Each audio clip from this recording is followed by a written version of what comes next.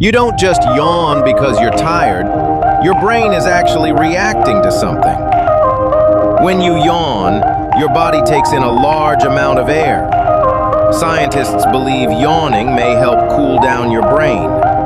This is happening inside you right now. Follow for more real anatomy facts. That's also why yawns can spread from person to person. Yawning happens more when you're tired, bored, or sleepy.